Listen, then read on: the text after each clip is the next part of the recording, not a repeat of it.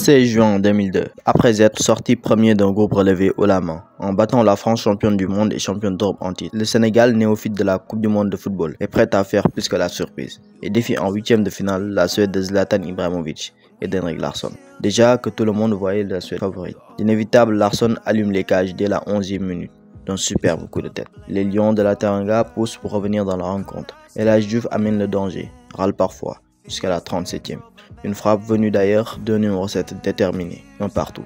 Les deux nations sont au coude à coude, place aux prolongations. La fameuse règle du but en or est en vogue à l'époque. 104e minute, le numéro 7 va récidiver et prendre rendez-vous avec l'histoire. Il s'appelle Henri Camara.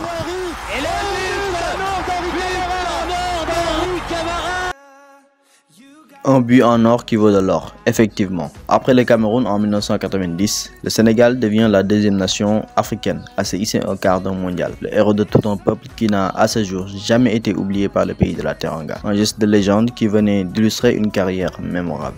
Titi Camara était un attaquant atypique. Son arme fatale, la vitesse, des accélérations foudroyantes qui faisaient vaciller les défenses de France comme de Londres. Ailier de nature, sa polyvalence faisait qu'il pouvait évoluer sur le front de l'attaque, décrocher en profondeur, concrétiser avec une finition remarquable. Son flair de buteur et sa mentalité de lion ont fait de Henri Camara une légende vivante du Sénégal.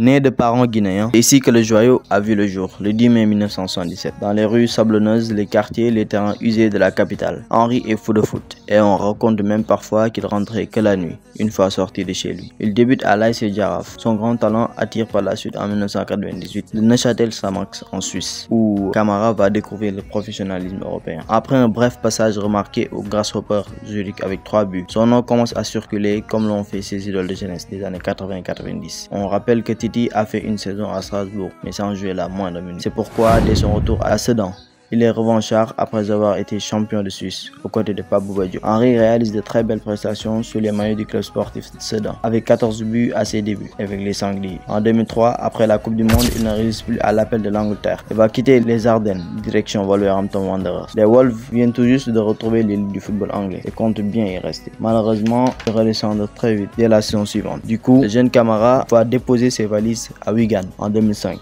Après un détour en Écosse au Celtic Glasgow, où le Sénégalais va disputer même la Ligue des Champions, et à Southampton, où il ne plante que 6 buts en jouant 16 rencontres. L'apogée de sa carrière en club sera chez les Latics, avec 29 buts en 4 saisons, de 2005 à 2009. Le point négatif de ses contrats dans le perfide Albion est le nombre de prêts répétitifs, trop parfois, posant des problèmes d'adaptation et de constance à Henri. Ce dernier va concrétiser son passage en Angleterre, chez les Blades de Sheffield United. De 2010 à 2018, Henri Camara va choisir de quitter le top 5 européen. Un peu plus en retrait des paparazzi en Grèce, où il va jouer pour 6 clubs différents: l'Atromitos, le Panetolikos, où il revient en 2015-2016, l'AEL Kalonis, l'Apollon Smyrnis et l'Ionikos Lepéré. En 2018, à l'âge de 31 ans, le lapin flingueur, comme on le surnommait, va recocher les crampons et dire au revoir à sa passion.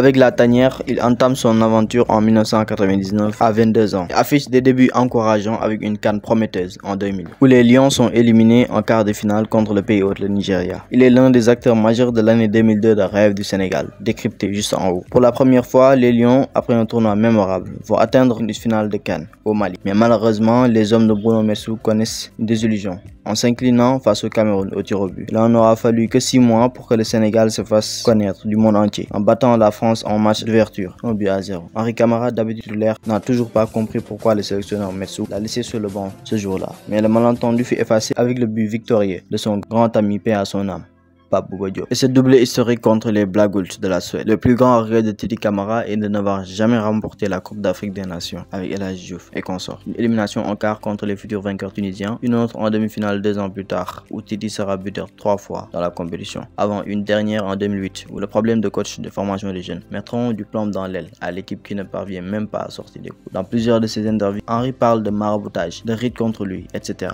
Mais le meilleur buteur de la sélection nationale avec 29 buts jusqu'en juin 2022, où il est dépassé par le Niancho, aura un goût d'inachevé à sa carrière. Mais les fans de football sénégalais comme africains s'en souviendront du lapin flingueur, de l'homme d'Oïta, de notre Titi, Monsieur Henri Camara.